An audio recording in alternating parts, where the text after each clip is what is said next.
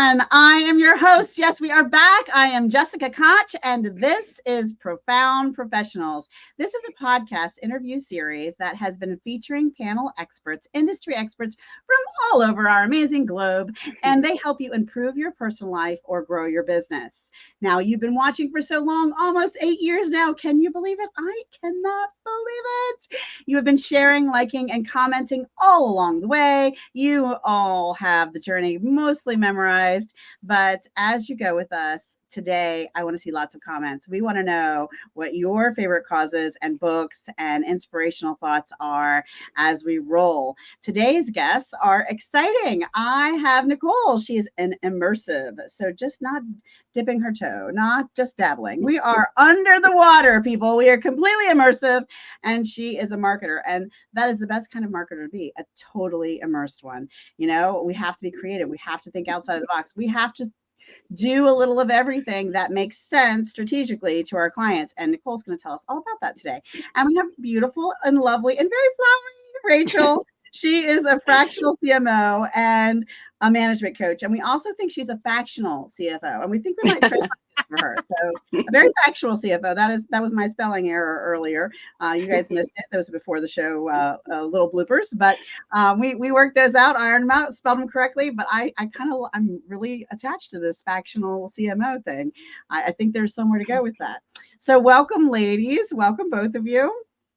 Thank you so much. I'm excited to be here. It's gonna be fun. So hang on to your hats. We are going to start running with just plunging into the deep end right away. Nicole, how did you become this immersive marketer? Share with us a little bit of your journey. Okay, so cool. Thank you for asking me. And just like the little Cliff Notes version of it is really my gift is kind of cleaning up the chaos and really being the person behind the stage. So kind of the VP to the president, right? The support crew is important, even though if you're not always the person front and center, you know how it works in the background. And we all know that it could be messy back there, right? Whether it's your computer, your marketing, or your life. What's off camera, nobody sees, but you still have to have a great foundation. And really finding out that this is my magic and my superpower to help people brand even up to Web3. So from our social media platforms and working with that and saying, hey, you know what, going from law enforcement and security and taking the strategy and the understanding of how people work, what they're really looking for, even though they might say one thing, they're looking for something else, and being able to read that and sense that and put that out there and really brand somebody with the soul aligned power that they're looking for. I love that. I love that. So, Rachel, tell us what is a fractional CMO and management coach. Give us a clue of a little more details on that.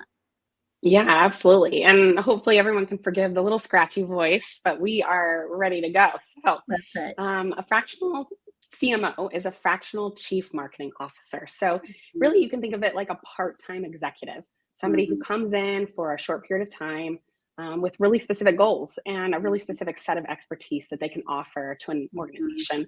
And as a management coach, you know, I've really worked with a lot of executives and a lot of leaders to figure out how to build human-centric teams. That's really my focus, and prioritizing the human element over the organization or the entity. And so that's really what those things are. So if someone's coming to you, are they in a specific industry that you've worked with? Do they have a team of 50 or they have a team of 5 and they want to grow to 50? What kind of size or industry or company has been your sweet spot or your expertise, or the raving fans that you have the letters of reference lined up in a stack that you can share? Yeah, that's a great question. So there's a lot of variety, which is one of the things I love about being a fractional CMO. I largely work with people that are somewhat in or adjacent to tech, the tech world. That's my background. That's where I have a lot of experience and understand a lot of the clientele there. And so that tends to be who gravitates towards me.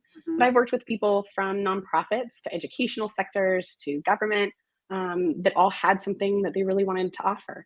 And so within that, size of industry is probably 50 and up, but it's really more about a mentality. Do you have your basics in place from a business and you're really ready to grow rapidly? Then that's the perfect moment to look at a fractional so that they can provide you really specific expertise to help you get there. Until they're ready to take on a full-time position there. Do you help with that piece of it too? Do you help them hire someone full-time in their company to kind of take over your temporary space? I do. Yeah. In fact, I just offboarded a client this last week. And it's so funny because I was so excited. I was like, this is the dream, right? Like you come in, you do the hard work, and then they get rid of you. And nobody usually thinks that that's the good part. I saw a commercial recently for a dating app that's the whole premise of this commercial. Is the whole idea is delete the app because you no longer need it. So I love that. And I love that you guys have such a nice compliment, because I don't think you're really serving from a marketing standpoint in the same capacity. So Nicole, talk to us about where people are when they're like, oh, I need a Nicole in my life. Because I know when we were talking pre-screen, like you guys don't get the before show, you were mentioning how you support with the web piece, but also events and other things. So talk to us a little bit more about what's in someone's head and what kind of industry or what kind of company is coming to you, and what's their biggest need. So really, right now, the folks that I work with are speakers and podcasters. So getting onto that next stage, going beyond the stage with their marketing, not just the simple cut and paste, give me the swipe, everybody kind of shares a little bit, nobody actually clicks on it kind of thing, but really targeting this to the networkers that the speakers and podcasters are focused on. So when my clients say, hey, I'm ready for this event or I'm ready for this webinar, it's like, hey, you got to take a second and see what that looks like. What's the flow of that, right? When you said underwater, they really are just kind of like, help, here's a life preserver, because there's so much social media, so much email. And you and I kind of, talked about that before too, is like, where do I catch you? So let's focus on where you want to be and find one special place, or maybe a few, on that journey that will help you streamline for now, and kind of take a little test here and there to do a little bit of tracking and see what that monitoring is. Who's really replying to you, and are your people listening to you? Do they honestly, do they know, like, and trust you in the manner that you think that they do? Or are they just saying, hey, it's great to see you again? And that's great too. But you want people that you flow with, that you can work with, and they are going to work with you and not leave you in the water, but they're going to watch you swim back to shore and, maybe have a little lunch afterwards or something. But you want great connections that are soul aligned. And where can we pull all this from? So there's a focus. So people just aren't scattered all over the place. It can be a mess, just like life. So do you think the number one thing you're helping them do is drive people to their events or drive people to their shows? Or what's the number one thing you're really helping, that clients are coming to you and saying, this is what I need? Well, really, on that number one, if we even get a tighter focus on it, it's people who already have an audience, people who are already podcasting, who have spoken at a few events, that want to bring that next generation. So right now I'm working with a platform of virtual reality, and we're bringing that next stage past Zoom or past the meeting. What's the next phase of that? And so catching that ahead of time, instead of like, oh my gosh, it's 2020 and we don't know what to do. Everybody's shut down. And so let's look at that ahead of time. Let's do a little pre-planning. Of course, that's my background, to do, maybe a little recon, and then seeking shelter for later. So you're not running and hiding, and bringing those people along with you on the journey into memberships, and really generating leads along the way, and bringing those platforms so you can take your group, you can take your tribe. They know where to find you. They always know where to follow you, and they want to listen to what you're saying. They mesh with you, they blend with you, and they really are aligned with your voice, tone, and your message. So bringing them along with you, and how do you plan for that and bring them onto those stages, creating stages, because where are you going to put your book? Where are you going to speak at? Where are you going to put your recording or your course? So when you bring that all together, you know your niche and you pack it up tight. And now you've got this great package that when you open it, it's something wonderful inside. Yeah. And, I'm always reminding people that we don't own these platforms that we're posting on, and pulling and building a space for your tribe that you do have a little more ownership over is such a great strategy. I think what you're doing is awesome, Nicole. Rachel, can you tell us a little bit about when someone first comes to you and says, okay, we know we're at this next big step. We know we need a little help and guidance. What is their experience as far as that first maybe discovery call, or how do you help them dissect this, big thing? They're not even sure what it is yet, right? They just know, hey, things are going really fast and moving really well. Help, we need some help. Yeah. Now what? Yeah, absolutely. So, one of my favorite things is actually that first call. I think that you can really learn a lot about the person and then also the organization by realizing how much they don't actually know. So, for example, I was talking to one executive, and he was so excited because he was like, I'm hiring a marketer. In fact, I'm hiring 2 marketers because I just found out there's 2 parts of marketing. And I just sat back a little bit and I laughed and I was like, actually, there's probably like 4 if you wanted to really bucket them into like really big groups. But this novelty of like marketing isn't just one thing. It's so diverse and there's so many different aspects. And Nicole, you talked about it so beautifully. And so really getting on the call and hearing about what led them to realize they need someone, and then really what they need from that. And so as a fractional, there's different ways that you can specialize in different things for a client. So for me, for example, I really try to focus on 3 things specifically when I walk in as a fractional. I look at the strategic plan that they have, and that is encompassing goals, business structure, like really the full entity. The second is their process. Do you have the infrastructure in place that you need to grow and expand, especially if it's rapid? I mean, I think about, I live in like a quasi pretty well built out area, but we're growing so fast. And so do we literally have enough lanes on the freeway to be able to handle all the cars that are going to drive through? So do you have as a business this infrastructure? And then organizational alignment. Are your people in the right roles that make them succeed, in the right positions that allow you as a business to really achieve those goals? But there's other fractional CMOs who have different expertises. There's ones that are like expert in the client themselves. How do we talk to them? How do we find them? How do we, build that trust? There's people that are really experts in the modes that we use to reach out to people. So is it email? Is it AI? Is it, direct mail, which still can have impact, even though we're such a digital world? Well, actually, I feel like it has more impact than it did 10 years ago. Like, I think all different marketing tools shift in their ebb and flow, as my husband would say, of functionality, right? Like, oh, phone calls, don't cold call anyone. Don't call it. Now, if I pick up the phone and call or text someone genuinely and authentically, that because I was at an event with them, or because they reached out or commented on my podcast or something, and they happen to post their phone number, I can call people now and I get real live clients from this. Like, you know what I mean? And you were like, oh no, don't pick up the phone. Don't call anyone. You can't do that. That's dead. That's gone. That's old. Right. You only use your phone for pictures and social media now. No. Don't call me. It actually works. That's right. To ring. Right. People are actually surprised, and sometimes you're really well received.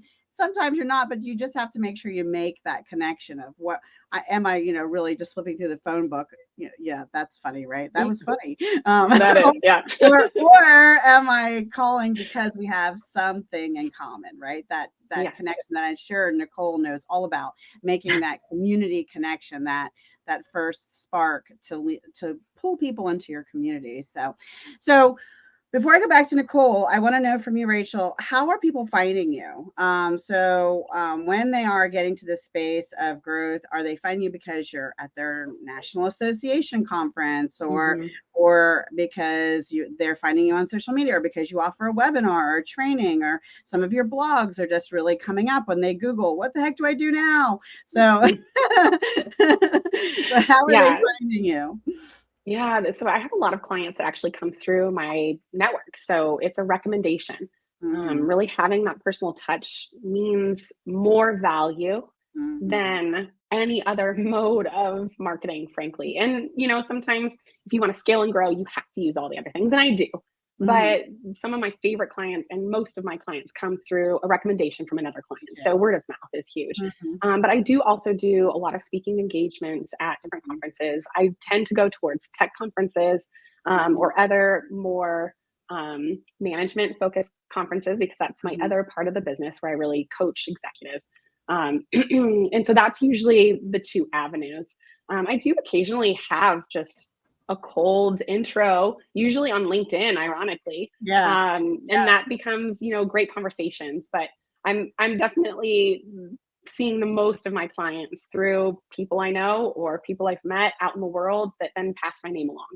Well, I know about, so offline, chat with me, and I'll put some of them in the comments later, but I want to make sure we get through our interview. I know some great organizations and associations and things, because that was a lot of my speaking career, because I've been speaking for 25 years across the country. So, and I did a lot with the CFO world and and government and things like that still even. So Nicole, how about you? How are they finding you? How are people coming to you? Are they coming to attend a workshop to figure out how to navigate this whole marketing saga, or what are you throwing out there that is drawing and attracting your ideal clients into you? Well, what I'm really finding, and even listening to you two talk right now, is finding that connection and networking. And we go back and forth, and I see these faces, and now I know, like, and trust them. I know who they are. And because of my background, I'm not that immediate, instant connected person. I want to talk to you a few times and really get to know you if we're a good fit. And so honestly, it's referrals through for a cause marketing and networking events and nonprofits, and coming into that. What are people looking for, and just finding that connection and the support, so we can collaborate and affiliate and joint venture with one another. And we're supporting our communities by working with, the same like-minded people. And that's how we do it. Instead of watching TV and thinking that everything's collapsing, we talk to beautiful people like you two and find out that, hey, we've got a lot in common. And we're not in competition. We can be, and that's good for some growth, but we can connect and collaborate and work together. And I think that's really powerful to get those messages out. It's funny. Nicole and I have actually a funny story. So we were getting her. I took some time to be at the beach because the beach called my name, and when the beach calls, you answer. So I went there for about a week and a half with a girlfriend of mine. I'm like, Nicole, can we move your podcast show? And she's like, yeah. And then we had this circus of trying to reschedule. And we reached out on one podcast platform, and then on a social media platform, and then texting and a voicemail. And then we saw each other today at a networking event that we both attend. It's all of everything short of the smoke signals. I think we skywriting, everything short of skywriting. We did to communicate, and I think sometimes that happens with our customers too. Before you give us a tip, Nicole, can you share anything else that maybe we didn't cover about you personally or your business that you want everyone watching to know? It's really that immersion of our lives and our energies. And so connecting with like-minded people. And the tip is really, are they on that energetic level? We hear that all the time about, if it's fun, it's worth doing, and you don't feel like you're working, right? That's right. If it, and it's like, when you do that and you're aligned on that frequency, you're going with your gut and your intuition, and you're connecting with people. And I think that's just so important. And like when you said you call people on the phone, they talk to you. And you called me this morning and it was like, you know what? I like this person because she's good. She's honest, and you laugh about it. And it's like, hey, you know what? I can trust you. I can get on a conversation with you and call you back because I am that person that blocks everybody. So, hey, if it gets too much, but when we share on that same level, then we find what our true calling is, and we know we can trust coming through. And it's obvious to me. It's like, hey, there's no coincidences that we connected several different times today. Yeah, that was wild. That was wild. And you know what? I think so. I mean, I don't get a ton of calls. My phone number is everywhere, all over, and I don't get a ton of calls from random people. So it's fascinating to me. I think people are more afraid of the phone and talking than anything else. Totally crazy to me.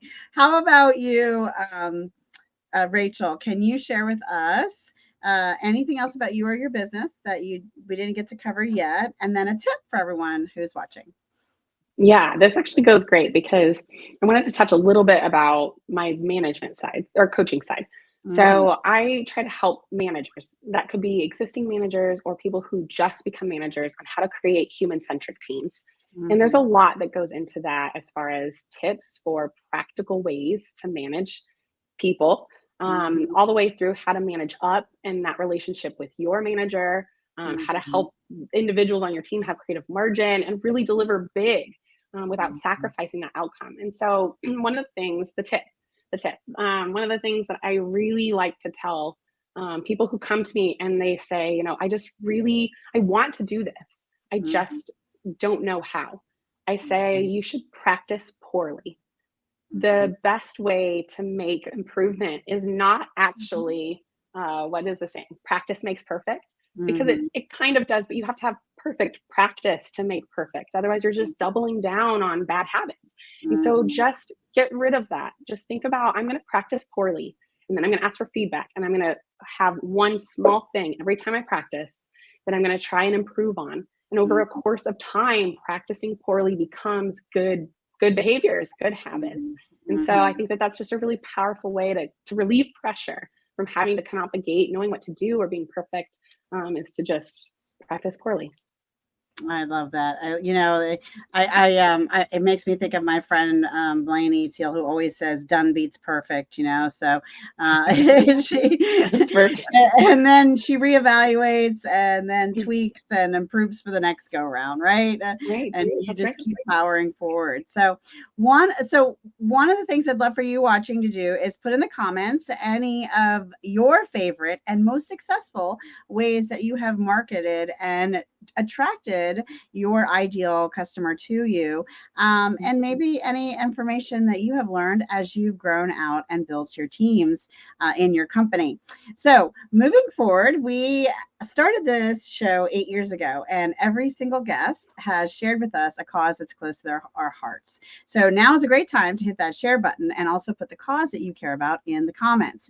You just might inspire someone to do something good today by hitting that share button. You could be someone's hero. You could give awareness of a cause that they need themselves or that someone they know needs. You can inspire them to share time, treasure, or talent with the causes that these lovely ladies are sharing.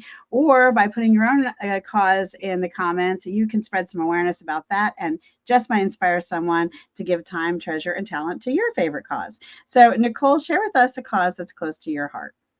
Oh, thanks. And it's always great to share and support. And that's confronting domestic violence, and then just working with individuals in that community and constantly supporting them. And I've been able to do that with this type of work and re-support that cause. That's awesome. I love that. And that's such a challenging time, and they have some great centers across the country for that. And they always need resources for the children and things. A lot of times they have to leave in a hurry. So they're, missing some of the bare necessities. Even sometimes some of the centers will even collect really gently used handbags and purses and just different things that you just wouldn't think of that individuals need in that circumstance. So I love, love, love that. How about you, Rachel? Share with us a cause that you care about. Yeah. So ironically, a few years ago, just about this time, I had a teacher friend who came to a group of us and said, "Hey, all my students are leaving, and all the ones that were on food plans don't have food for the summer. They go without." And so she really led us to Feeding America as an organization that we were able to kind of partner with and kind of send um, money, support, supplies, and really partner with people to provide meals for these elementary school kids during the months that there was no school. And so, Feeding America is a great organization, but it doesn't have to be that. There's lots of opportunities locally to support similar things, and not even students, other populations and people. But I just really feel like that's just such an underthought area that it's always been a consistent one for me ever since then. Yeah, it's, you never want to think about anyone going to bed hungry. So, doing what we can in our communities, in our country, in our world, to support those to have clean water and good food. And, hit that share button so that someone can be inspired to do something great in that area today. We thank you for that. So everyone knows, anybody who knows me knows, I am just obsessed with books. I like audiobooks. I like the written book. I know I'm planting trees. I promise. I love, love, love books. I take them everywhere. I read them. And I'm constantly asking our guests, and we're almost at 1,000 guests globally, and we are creating the ultimate book list. And so we'll have a directory of all of our guests and all of the books they've recommended over all the years that we've been doing this. So I am not going to let these two get away without sharing that with us also. So Nicole, share with us a book that inspired your personal life or helped you grow your business. And I am going to change my book. It's The Art of War. And, it's from Sun Tzu. And I can say that here live. It's from Sun Tzu, and it's really teaching us who our enemies are so we can better ourselves and learn lessons from their mistakes or what they do good or what they do bad. And this way we learn and grow what not to do and how to empower ourselves and how to delegate to our team and build a strong foundation. So The Art of War is definitely one of my favorites that I read again every year. Yes, that's awesome. That's awesome. Well, thank you for sharing that. One of the books I was thinking about as we were talking is a book called Grow, especially for you, Rachel. It's written by the past global marketing executive of Procter & Gamble. And he's just brilliant. And what they do is evaluated 50 of the top companies in the world. And one of the reasons they were the top was because they were able to get that buy-in from their team, that really helping them take the next level and really be full in when no one's looking, right? That's the real key is your team all in when no one's watching. And so Grow is just Jim Stengel wrote that, and he is fantastic. And I've had the pleasure of actually speaking to him and touching base with him. So really great person, wonderful book. And so I would totally recommend that for you. But Rachel, do you have a book that you would love to share? Yeah, so this one kind of dips into both categories for me. So I early on read Simon Sinek's It Starts With Why. And it was really impactful for me because I started my life, my career in communications, not in marketing, and slowly found my way in this different but similar industry. And the book really talks about how when you connect with other people, and yes, a lot of businesses want to sell stuff, and leaders want to know how to do that and all that. But really, the most effective way is by starting with the thing intrinsically within us that answers the question why. Why do we want this? Why do we need this? Why are we motivated by this? And how can we really inspire connectivity through seeing past the hows and the whats of what we do to kind of that center core of who we are? And so I love that so much. I feel like there's a lot of practical applications in your personal life. There's a lot of applications for how you can connect with people through your business. But I love that book. And I love the golden circle, which is really the whole concept that he talks about. Well, and I love the whole why concept, because really it does help us anchor. It helps us get out of the bed in the morning when we don't want to, helps us do the tasks on the list when we just don't feel like it, and it is the driving force that pushes you forward. But I will confess, I have a confession about this topic. Yes, tell me. Yeah, there was a period where the marketing people for the why of it all were doing such a good job. I felt why beaten. Like everyone's like, what's your why? And I was like, okay, that's it. I'm writing a talk. So I literally wrote a talk that's called, So You Lassoed Your Why, Now What?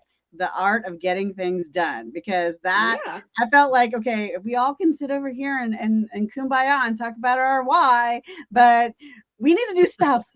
Like, let's take action already, Yeah, that's right. I was Purpose without passion is just knowledge. But and the why is what helps you have the energy and the motivation behind taking the action. But I did get to a point where I was like, already. But I do have to revisit my why on the regular, though, for myself, to keep myself pushing forward and achieving my goals. So I just thought that was funny. That I had my own moment with the world of why. Are you cooking a book, or something stewing in the background you've been thinking about? Yes. I am. Yep. We are working. It's me. I am the we. I'm working on my first book. It's all about human-centric leadership. What does that look like? How can we put it into practice in our organizations, in our personal lives, in our management styles? I just feel like people should have that information available to them, because I don't want to gatekeep. So I'm working on it. I'm hoping that it'll be out in the next 6 months, maybe. But you can definitely keep checking in with me to hear more about that. But yes, a book is in the works. It's pretty exciting. Well, and to reach beautiful Nicole and amazing Rachel, you will be able to find all their links and data and the custom article about them. It'll be many, many places in the descriptions of where you're watching these videos in the past, or in the future, in the past. We're going back in time. And it'll also be on my website and lots of other places. So anywhere you find this, you will be able to find how to reach them and see what's going on in their world now. I hope you beautiful ladies have enjoyed being on the show as much as I've enjoyed having you. And if you're watching and you're thinking, wait, I'm an industry expert, I could help someone's life or improve their business, well, then reach out to us and our team will give you the directions on how to get on the show. You should be putting your books that you love in the comments. And if you've written a book, put it in the comments. We want to know.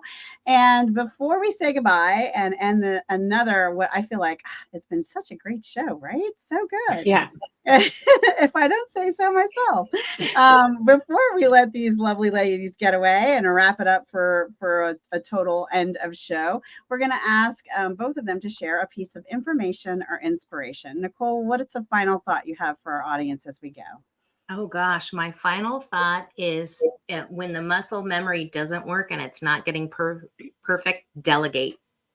Be a great leader, get into action, and when it doesn't succeed, throw a couple bucks at it and let someone else take the wheel, because you're just not moving forward. And bless you for trying and thinking you can do everything, because that's what we were told when we were young. At least I was, that I could be everything all the time, everywhere, to everybody, and be super, super rich. So finding out that it's best to have a great team that supports you. And besides, that way everybody's making money too, right? And that's how you get that you market with each other and get the cause out and you support. So That's right. That's right. And I did not pay her to say this, people. I very seldom talk about my own business, but we have a virtual assistant membership program. So I would have to wholeheartedly agree with her that our 100 VAs would love to do all the back office stuff for you. You should not be doing that. You should outsource it, just like Nicole said. I'm totally going to run with that one. You should lay it right out there. What do you expect me to do? All right. Well, great final thought. You get 2 extra bonus points, just by the way. And Rachel, what do you have for us for a final piece of information or inspiration as we say goodbye? Yeah, my final thought is actually from Brene Brown, who I love so much. But I think it's great for organizations if you're thinking about it like a marketer. think it's great for your personal life if you're thinking about it like a manager. But she has this great quote that says, authenticity is a collection of choices that we have to make every day. And I feel like that's just so wise to say, listen, it's not just an arrival gate. It's something we do every single moment, every single day. And we don't have to be perfect at it, right? Practice poorly, but we can get there. I love that. I love that. Thank you, ladies, so much for being on the show today. And I'm going to remind you to choose, decide, take action, and have some accountability in your world to get all those things done. I'm your host, Jessica Koch. As always, I will say, be kind to yourself out there and be kind to each other. Bye, everybody.